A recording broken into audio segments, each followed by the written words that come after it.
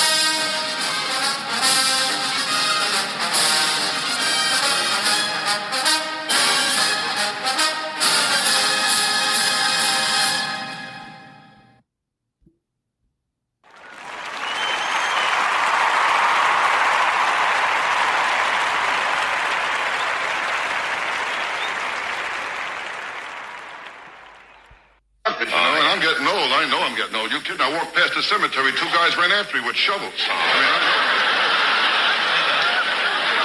My sex life is very bad, too. Very bad, John. You kidding? If it wasn't for pickpockets, I've no sex life at all.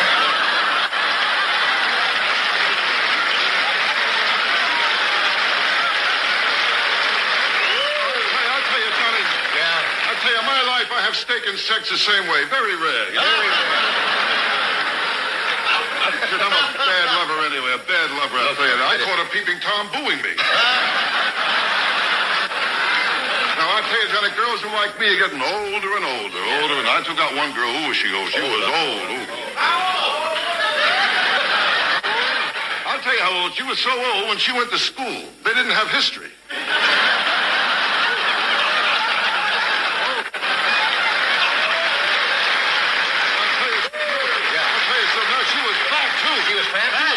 She got the scale, a card came out, said one at a time.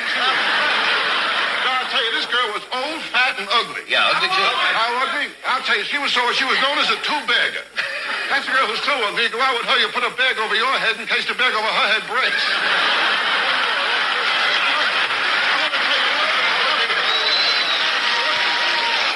This girl here, I'll tell you. Let's hear, how ugly? She was so ugly. How ugly? You look in a dictionary, under the word ugly, you see her picture.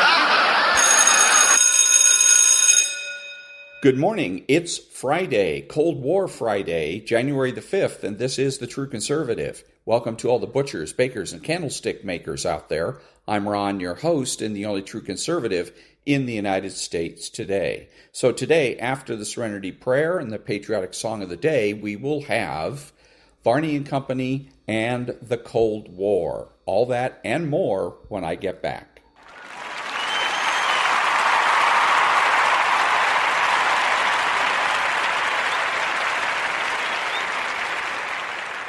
God grant me the serenity to accept the things I should not change, the courage to change the things I should, and the wisdom to know the difference. Amen.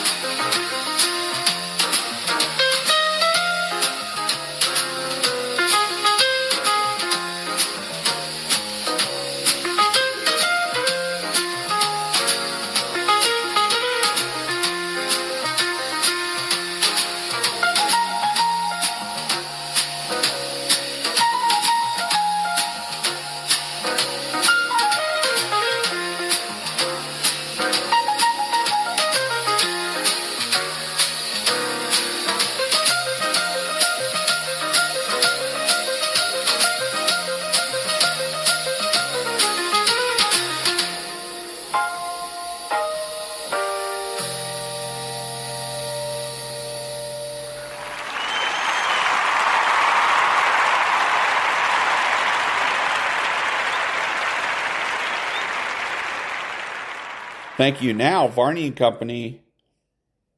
Let's have a great weekend, everybody. Varney and Company picks it up now. David Asman in for Stuart. Maria, what an exciting morning. Thank you so much. Appreciate it. Good morning, everyone. I am David Asman in for Stuart Varney. Wow is all I can say. We just got the May jobs report. It shows a strong economy with a lot of hiring going on, twice as much as what was expected. 172,000 jobs added in May. The unemployment rate holding steady at about 4.3%. In just a couple of moments, we're going to be talking to the acting labor Secretary Keith Sonderling right here in the studio. Futures reacting mixed. At first, the markets took it as very bad news. Then the Dow went up above 50 in pre-market activity. Now it's holding at about 14 to the positive side, but both the S&P and the NASDAQ are down. Look at the NASDAQ down 426 in pre-market. Let's take a look at Bitcoin. It has really been under fire recently. Today's no exception. It is down 134 to 61,997, just short of 62,000 for Bitcoin. Oil, meanwhile, is down. That's good news. It's down about 59 cents to $92.45. And speaking of oil, We are going to be live in California with Energy Secretary Chris Wright and Interior Secretary Doug Burgum. They are visiting a controversial Sable oil project months after President Trump ordered operations to resume over the objections of state officials. Meanwhile, Maine Democrat Senate candidate Graham Plattner is breaking his silence after a New York Times report detailing accounts from several women who dated him and described abusive behavior that they said left them uncomfortable. Plattner is now responding. And you don't need to be a millionaire to own a racehorse anymore. The Belmont Stakes is this weekend, and we're going to be talking with the founder of Run Fast Racing. It's a celebrity-backed venture that lets everyday fans co-own thoroughbreds for just $100 a month.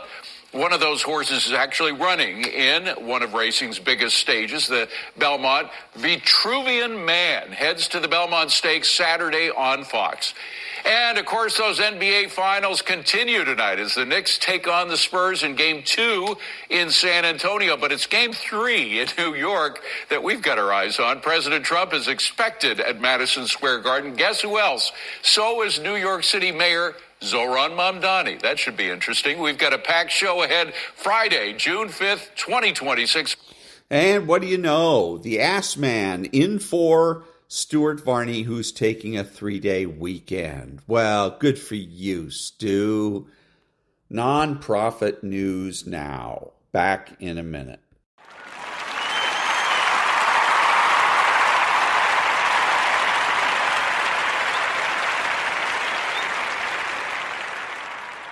Thank you. Now, the Cold War. March 15th, 1961. 240 nautical miles south-southeast of the Kamchatka Peninsula.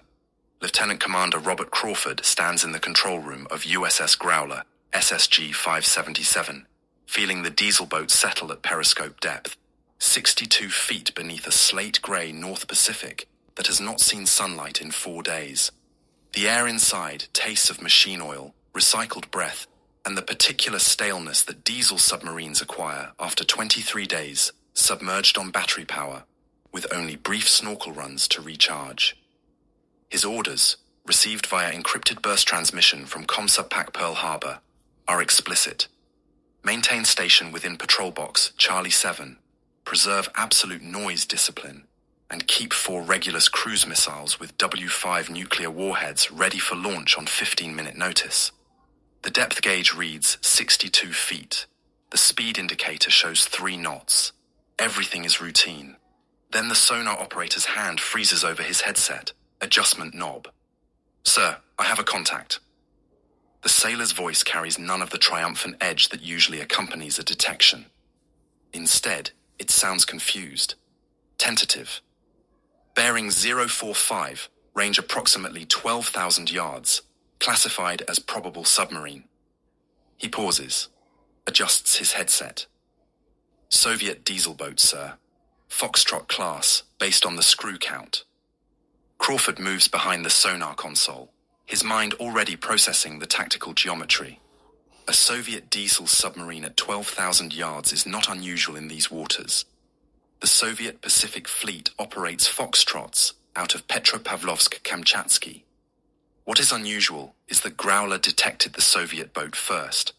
American submarines, particularly the modified Greyback-class boats carrying Regulus missiles, are hunting platforms designed to remain undetected. Soviet diesel submarines are prey. The natural order of undersea warfare dictates that Growler should hear the Soviet boat long before the Soviet boat hears Growler. "He's pinging, sir." The sonar operator presses his headphones tighter against his skull. Active sonar, not searching. A pause. He knows we're here. The temperature in the control room does not change, but Crawford feels the sweat break across his shoulders beneath the thin cotton uniform shirt.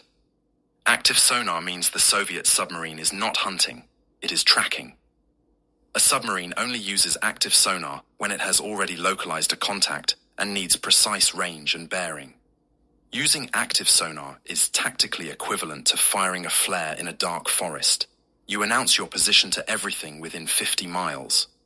No submarine commander uses active sonar unless he is absolutely certain of his target's location. "Come right to 100. Make your depth 200 feet, ahead 1/3. Crawford's voice remains steady because 20 years of naval discipline demands steadiness, even when the impossible is occurring. Growler swings slowly to starboard, her single, screw-biting water as quietly as a diesel submarine can manage. The deck tilts forward. The depth gauge begins its descent. The Soviet submarine follows. Contact bearing 070, range 11,000 yards, sir. He's matching our turn. The sonar operator's hands are shaking now. He's not searching, he's tracking. Crawford has been a submarine officer for 14 years. He has studied Soviet doctrine, practiced evasion maneuvers, and participated in war games where American submarines played the role of Soviet pursuers. In every scenario, every classroom exercise, every tactical problem, the fundamental assumption has been American acoustic superiority. Growler is quieter than any Soviet submarine. Her crew drills noise discipline daily. Her machinery is isolated on rubber mounts. Her screw design reduces cavitation. The only way a Soviet submarine should detect Growler at 12,000 yards is if Growler makes a catastrophic mistake, drops a wrench on the deck, plates, runs a pump during silent operations, collides with a whale. Growler has made no mistakes. Sir, contact is closing range, now 10,000 yards. The sonar operator removes his headphones briefly, as if clearing his ears might change the impossible data they are feeding his brain. He's got a solid track on us, sir. He's not guessing. The weapons officer moves to Crawford's side. His name is Lieutenant James Harrell, and he has spent 6 hours of every patrol drilling the crew on the Regulus launch sequence. Do we go to battle stations, sir? Crawford considers this. Battle stations means running machinery, opening missile hatches, preparing the Regulus birds on their topside hangar for launch. Battle stations means noise. Against a Soviet submarine that has somehow already detected Growler from 12,000 yards, making noise would be surrender. If you're enjoying this investigation into history's hidden conflicts, please verify your subscription to the channel. Cold War Chronicles. We declassify the past to understand the present. Negative. Silent running. Crawford grips the periscope housing, feeling the cold steel through his palms. All ahead, stop. Rig for ultra quiet. I want every pump, every motor, every piece of rotating machinery secured unless it keeps us alive. Growler goes silent. The ventilation fans wind down. The air grows thick and warm.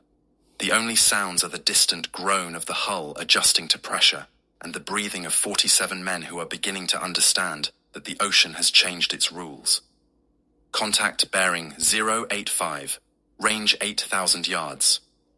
The sonar operator's voice has dropped to a whisper, as if speaking softly inside Growler might somehow conceal her from the Soviet submarine that is closing like a shark on wounded prey. Still tracking, sir. He's adjusting his course to maintain pursuit geometry. Crawford orders a radical depth change. Make your depth 400 feet. Emergency. Dive angle. 15 degrees down bubble. The deck pitches forward. Sailors grab stanchions. The depth gauge accelerates through 100, 200, 300 feet. At 400 feet, Growler enters the thermocline, a layer of temperature-stratified water that should scatter sonar returns and break acoustic contact.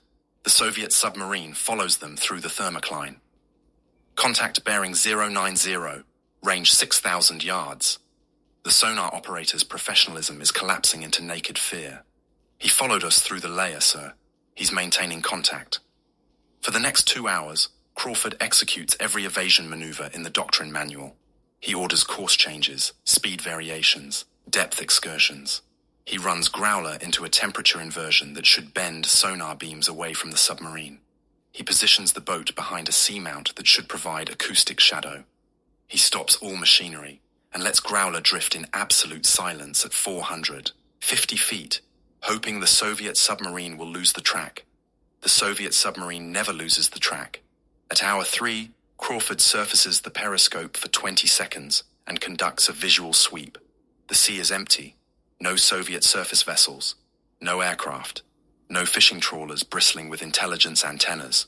The Soviet submarine is alone. It has maintained perfect acoustic contact with Growler for 3 hours across 14 nautical miles of evasion maneuvers without any external cueing from ships or aircraft. Sir, he's backing off. The sonar operator sounds more frightened by the Soviet submarine's withdrawal than by its pursuit. Contact bearing 100, range 8,000 yards, opening. He's disengaging. Crawford understands immediately. The Soviet submarine was not trying to sink Growler. It was demonstrating capability. It was sending a message. The message is, we see you. We have always seen you. Your stealth is an illusion we tolerate. Growler limps back. To Pearl Harbor, 6 days later, arriving at submarine base Pearl on March 21st, instead of the scheduled April 2nd. Crawford files a classified after-action report describing the encounter. He uses clinical language because clinical language is all that remains when describing the impossible. Soviet Foxtrot-class submarine detected USS Growler at 12,000 yards without prior indication. Maintained continuous acoustic track through multiple evasion maneuvers, including thermocline penetration and acoustic masking. Demonstrated real-time tracking capability inconsistent with known Soviet sonar technology. The report goes to Commander Submarine Force Pacific. From there, it travels to the Office of Naval Intelligence in Washington. It arrives on the desk of Rear Admiral Norval Ward, Director of Naval Intelligence, in early April. Ward reads the report twice, then places it in a folder marked OPREP 3 Pinnacle, the highest priority intelligence designation in the U.S. Navy. It is not the first such report. It will not be the last. Item 1. February 9th, 1961. USS Barbero, SSG 3117, another Regulus-carrying diesel boat, reports acoustic detection by Soviet submarine during deterrent patrol north of Kuril Islands. Barbero was running submerged at 180 feet in total silence. Soviet submarine acquired track at range exceeding 10,000 yards. Barbero aborted patrol and returned to Pearl Harbor 14 days early. Item 2. April 4th, 1961. USS Tunney, SSG 282, encounters Soviet submarine during transit through Patrol Box Delta 3. Soviet submarine demonstrated knowledge of Tunney's position by positioning itself directly along Tunney's projected course track. Tunney evaded through depth excursion to 500 feet. Soviet submarine maintained contact. Tunney completed patrol, but filed report noting acoustic advantage no longer exists. Item 3. June 19th, 1961.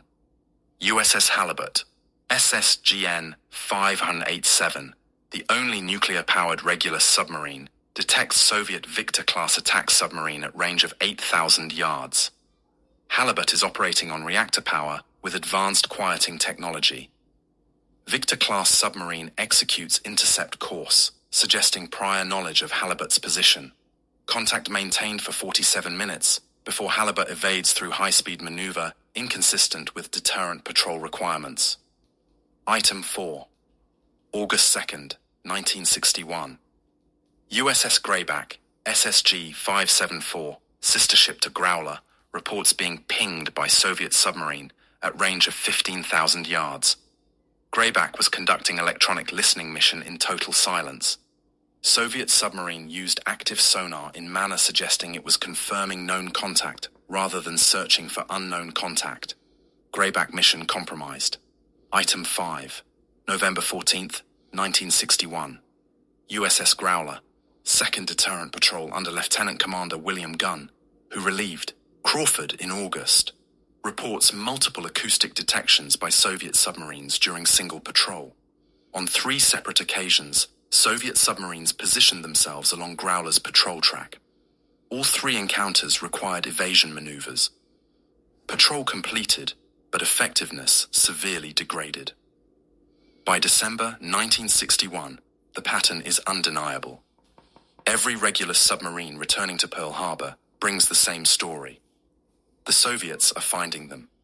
Not occasionally, not through lucky chance, systematically, repeatedly, with a precision that violates everything American naval intelligence understands about Soviet sonar capability. Rear Admiral Ward convenes a classified briefing in December 1961 at the Naval Intelligence Building in Washington. The room is a vault within a vault, no windows, acoustic insulation in the walls, armed Marine guards outside. 16 men attend. They represent the Office of Naval Intelligence, the Central Intelligence Agency, the Defense Intelligence Agency, and the Chief of Naval Operations Staff. The lights dim. A projector casts a map of the North Pacific onto the wall. "Gentlemen, we have a problem." Ward stands beside the map, pointer in hand. "For the past 9 months, our regular submarines have been detected during deterrent patrols with a frequency that statistical analysis cannot attribute to chance. We are being hunted. We are being tracked, and we do not know how they are doing it."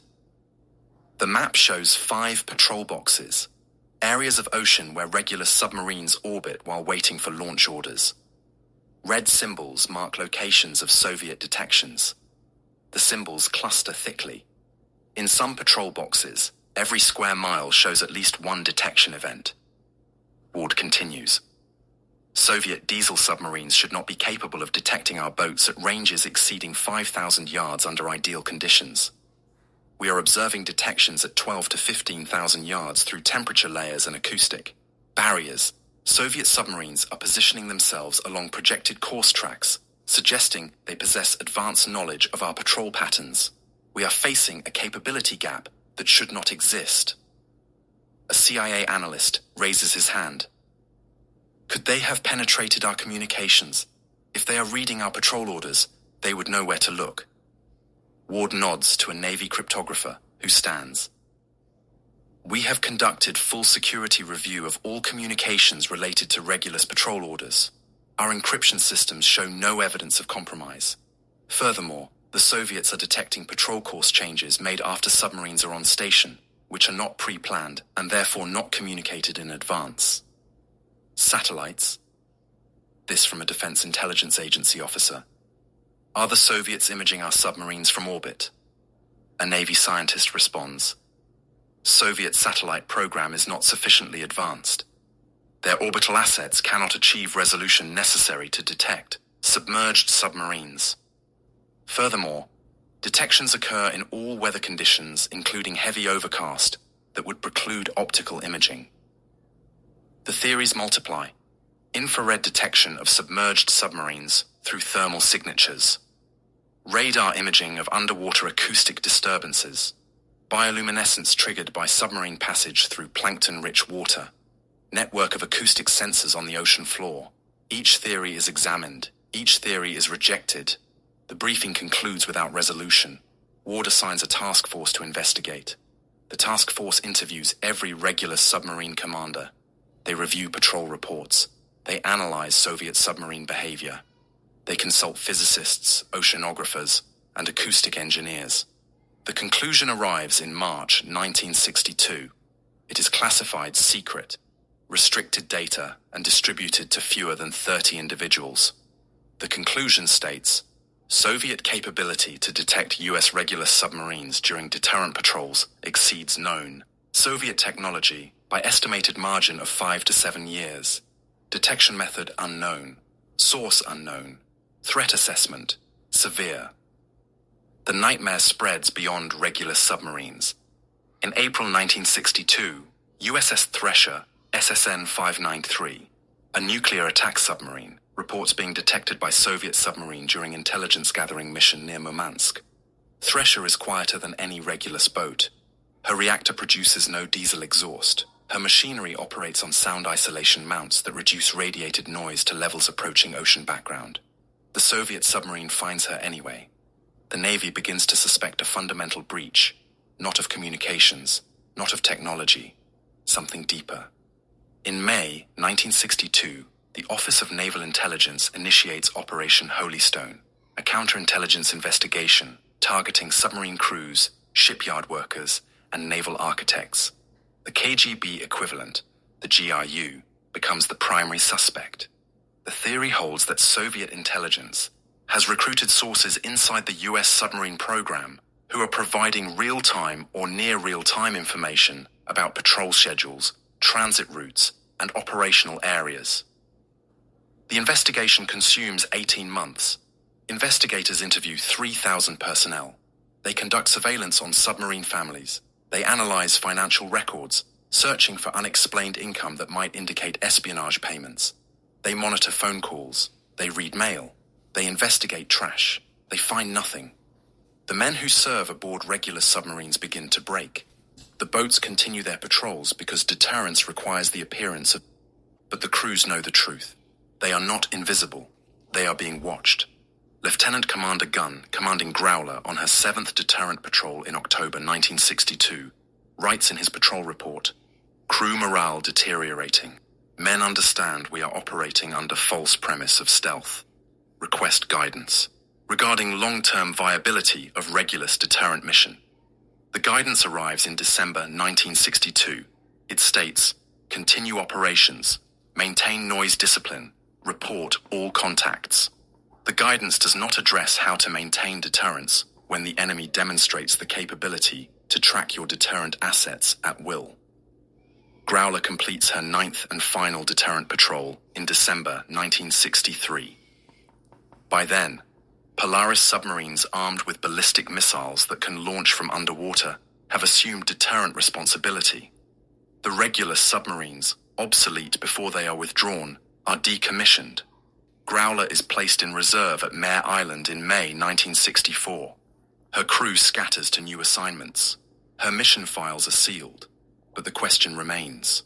The question that kept submariners awake in iron bunks beneath the North Pacific. The question that drove admirals to paranoid counterintelligence hunts. The question that nobody could answer. How were the Soviets finding submarines that should have been invisible?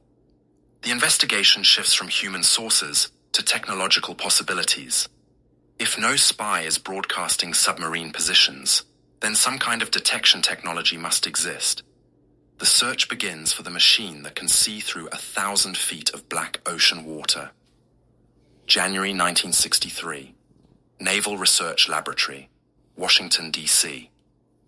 A physicist named Harold Froelich sits in a secure conference room, reviewing acoustic data that should not exist. Before him on the table are 32 magnetic tape reels, each containing hydrophone recordings from the Pacific Ocean floor collected between March 1961 and November 1962. The tapes come from a classified program called Caesar, the Pacific component of a broader surveillance network designated Sound Surveillance System, or SOSUS. The program's existence is known to fewer than 200 individuals. Its capabilities are known to fewer than 50. Froelich threads the first tape onto a reel-to-reel deck and switches on the LOFAR analyzer, low frequency analysis and recording, a device adapted from telephone speech analysis technology. The analyzer converts underwater sound into visual spectrograms, displaying frequency against time in what submarine hunters call low fargrams. On the spectrogram, a submarine appears as a series of horizontal lines representing the mechanical tonals generated by rotating machinery. Diesel engines, generators, reduction gears, propeller blade rate. The first tape shows USS Growler transiting through Patrol Box Charlie 7 on March 14th, 1961. Froelich can identify Growler's acoustic signature from memory. The Fairbanks-Morse diesel engines produce a fundamental tonal at 120 Hz, with harmonics at 240 and 360 Hz. The main motor generates a distinct peak at 60 Hz. The propeller blade rate with 5 blades, rotating at approximately 100 revolutions per minute, creates a line at 8 Hz. These are the sounds that should make Growler invisible. Frequencies so low, they propagate through the SOFAR channel, the deep sound channel where temperature and pressure create acoustic ducting that traps sound waves and carries them for hundreds of miles with minimal attenuation. But on March 15th, another acoustic signature appears on the tape, a Soviet Foxtrot-class submarine, identifiable by its 3-shaft configuration and the characteristic diesel engine noise of its Type 37D power plant, approaches Growler's position from bearing 045. The Soviet submarine's acoustic signature is louder than Growler's, approximately 15 decibels louder, representing 30 times the acoustic power. In every previous engagement, in every tactical scenario, in every war game, the louder submarine loses. The louder submarine is detected first, tracked, and killed. But the Soviet submarine detects Growler first. Frolik advances through the tapes. March 21st, April 4th, April 28th, June 19th, August 2nd. On each tape, the pattern repeats. Soviet submarines approaching US submarines from positions suggesting foreknowledge of American patrol areas. Soviet submarines demonstrating tracking capability that should not exist given their inferior acoustic technology. Soviet submarines behaving as if they can see through the ocean. The Naval Research Laboratory analysis concludes in March 1963 with a classified report marked Secret No Foreign, No Foreign Nationals. The report's central finding states, Soviet detection of US regular submarines cannot be explained by known Soviet passive sonar capability. Detection ranges observed in acoustic data exceed theoretical performance of Soviet sonar systems by factor of 2 to 3. Alternative detection method must be assumed. The hunt for the alternative method becomes the US Navy's highest priority intelligence collection requirement. In April 1963, the Chief of Naval Operations establishes a working group designated Project Nobska, tasked with identifying potential Soviet non-acoustic detection capabilities. The working group includes physicists, oceanographers, and intelligence analysts. They are instructed to think beyond acoustic detection. They are told to consider every physical disturbance a submarine creates when moving through water. The list is extensive. A submarine generates heat from reactor cooling systems or diesel exhaust. It creates turbulence in its wake. It displaces water, generating pressure waves. It disturbs the ocean's density stratification by mixing warm surface water with cold deep water. It leaves chemical traces, exhaust products, reactor coolant leakage, trace elements from hull coatings. It creates electrical potential differences through galvanic corrosion of dissimilar metals. It disturbs the Earth's magnetic field with large ferrous hull structures. It generates bioluminescence by dragging plankton through pressure and temperature changes. Each possibility is evaluated. Each possibility is tested. US submarines conduct experiments where they deliberately generate thermal signatures while other submarines attempt to detect the thermal plume using infrared sensors. They drag temperature sensors through submarine wakes to measure thermal persistence. They test magnetometers to see if submarine hulls create detectable distortions in Earth's magnetic field. They use chemical sensors to detect diesel exhaust products dissolved in seawater. Most detection methods fail under operational conditions. Thermal signatures dissipate within minutes and cannot be detected through cloud cover or surface chop.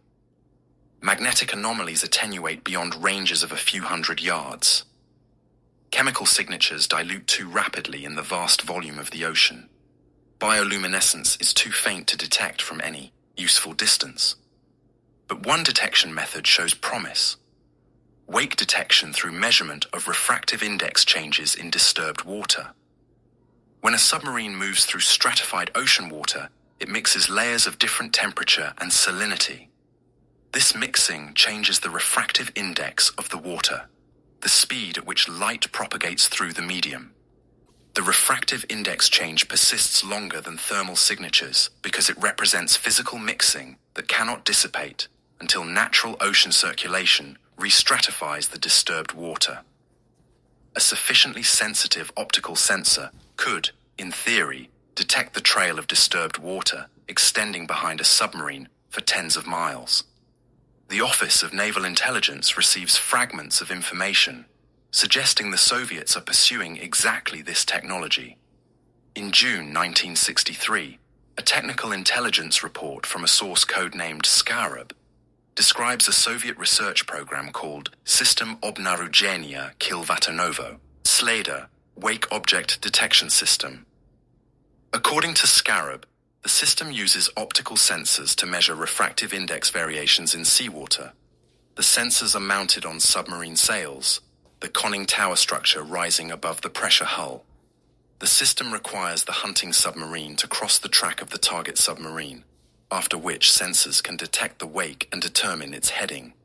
Scarab's information is fragmentary. The intelligence community debates its validity. Some analysts dismiss wake detection as theoretically possible, but operationally impractical. The ocean is in constant motion.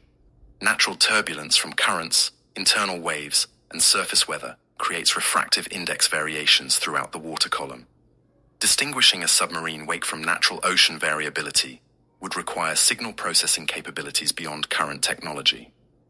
Other analysts believe Scarab. They point to Soviet investment in non-acoustic research. They note that Soviet submarines have been observed with unusual sensor arrays mounted on sail structures. They reference the persistent detection pattern. Soviet submarines consistently positioning themselves to cross the projected tracks of American submarines, exactly the geometry required for wake detection. The debate continues through 1963 and into 1964.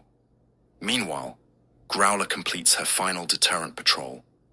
On December 19th, 1964, she returns to Pearl Harbor for the last time. Her Regulus missiles are offloaded. Her crew is reassigned. In May 1964, she is decommissioned and placed in reserve at Mare Island Naval Shipyard in California. Her operational record is sealed. The 9 deterrent patrols she completed, 9 missions where detection could have triggered international crisis, become classified case studies in the failure of strategic assumptions. But Growler's experience is not unique. It is representative. Every Regulus submarine encountered the same systematic detection. Every submarine commander filed similar reports. Every patrol returned with the same disturbing observation. The enemy knew where we were. The SOSUS network provides the answer that submarine commanders could not. SOSUS hydrophone arrays installed on the Pacific Ocean floor detect everything. American submarines, Soviet submarines, whales, earthquakes, volcanic eruptions. The arrays consist of multiple hydrophone sensors spread across miles of seafloor, connected by undersea cables to naval facilities command centers on shore. The hydrophones are positioned in the SOFAR channel at depths between 3,000 and 5,000 feet, where sound propagation is most efficient. Each array can detect submarine acoustic signatures at ranges exceeding 500 nautical miles under favorable conditions. The SOSUS data reveals the truth. American submarines are not silent. Growler, with her diesel engines and 5-bladed propeller, radiates acoustic power across a broad frequency spectrum. At 3 knots submerged, she generates approximately 80 decibels of sound, enough to be detected by SOSUS arrays from 300 nautical miles away. At patrol speed of 5 knots, her acoustic signature increases to 85 decibels. When snorkeling to recharge batteries, her diesel engines push the signature above 100 decibels, making her detectable from 500 miles. The assumption of acoustic superiority was false. American submarines were quieter than Soviet submarines, but they were not silent. SOSUS could hear them. If SOSUS could hear them, Soviet hydrophone arrays could hear them too, assuming Soviet hydrophone technology approached American capability. The intelligence community conducts an assessment of Soviet hydrophone technology in mid-1964. The assessment is brutal.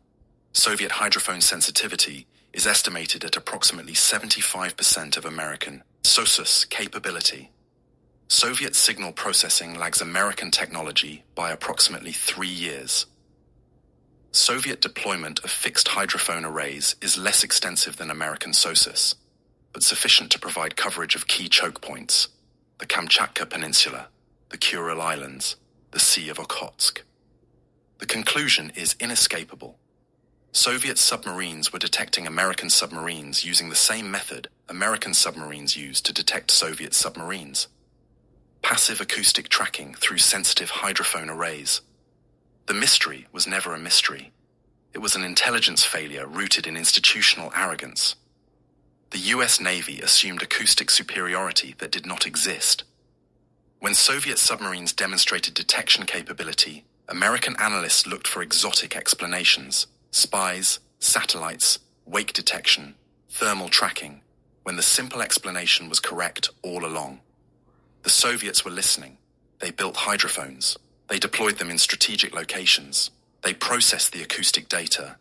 They tracked American submarines the same way American submarines tracked Soviet submarines. There was no magic. There was no breakthrough technology.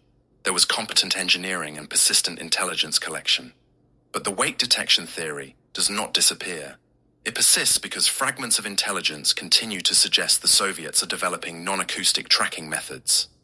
In 1969, the Soviet November-class nuclear submarine K-14 returns from patrol with unusual sensor arrays mounted on the sail.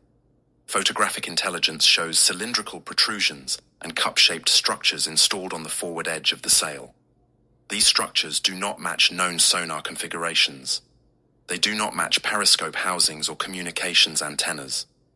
Analysts designate the system ESOX, transliterating the Russian acronym. Intelligence reports describe ESOX as a wake detection system using optical, chemical, and radiological sensors. The optical sensors measure refractive index changes. The chemical sensors detect diesel exhaust products and reactor coolant traces. The radiological sensors detect fission products released through microscopic leaks in reactor cooling systems. Together, the sensors provide non-acoustic tracking capability that persists after the target submarine has passed through an area. SOX appears on subsequent Soviet nuclear submarines. Victor-class attack boats carry SOX arrays. Charlie-class cruise missile submarines carry SOX arrays. By the mid-1970s, SOX is standard equipment on Soviet frontline submarines. American intelligence assesses ESOX as operationally effective under specific conditions: calm seas, shallow water, crossing geometry where the hunting submarine passes through the target submarine's wake. The SOX revelation forces a reassessment. The mystery of the Regulus detections may have had two explanations, not one. Soviet hydrophone arrays provided long-range detection sufficient to localize American submarines to specific patrol areas. SOX provided close-range tracking once Soviet submarines entered the patrol area.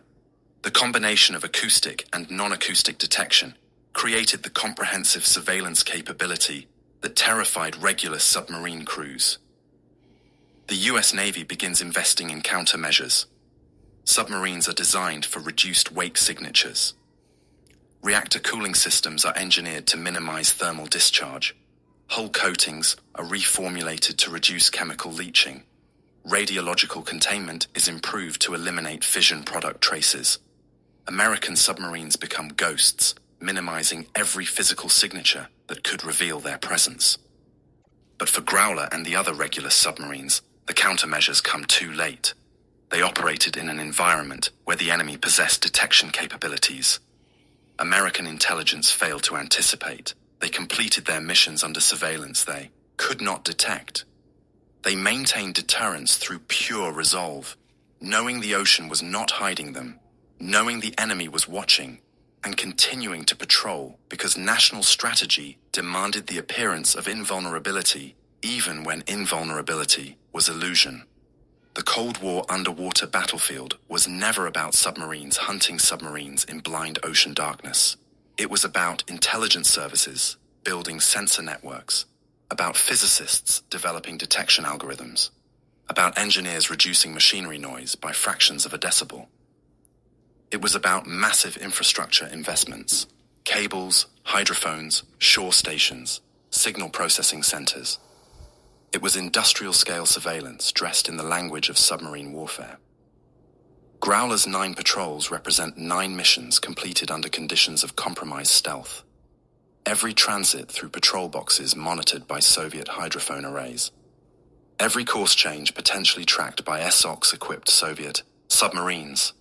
Every surfacing to launch Regulus missiles a tactical vulnerability that could have ended in catastrophe if the Soviets chose to exploit their detection advantage. They chose not to exploit it. Soviet submarines tracked American submarines but did not attack. Soviet intelligence documented American patrol patterns but did not publicize them. The surveillance was strategic, not tactical, an intelligence collection effort designed to map American capabilities, test American reactions, and prepare the battlefield for a war that never came. The question that haunted Growler's crews finds its answer in signal processing laboratories and hydrophone array data. But the answer raises a more disturbing question. If the Soviets possessed comprehensive detection capability against American submarines in the early 1960s, what capabilities do they possess now? What technologies have replaced SOCs? What sensor networks map the ocean floor? The submarine arms race did not end with the Cold War. It evolved. It moved from mechanical quieting to active acoustic cancellation. It shifted from passive hydrophones to quantum sensors detecting magnetic anomalies at the molecular level. It progressed from wake detection to satellite-based laser bathymetry, measuring ocean surface deformation from submerged pressure waves. The ocean is becoming transparent. The submarines hiding in its depths are becoming visible. The technology that tracks them is becoming ubiquitous. And that was the Cold War. Back in a minute.